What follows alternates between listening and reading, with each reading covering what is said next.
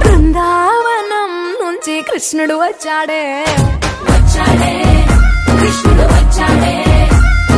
యమునా తీరాన ఉన్న రాధను చూశాడే రాధను చూశాడే ఫ్రూటులని గోపాలుడే సుటు వేసే భూపాలుడే మీసమొచ్చిన పాలుడే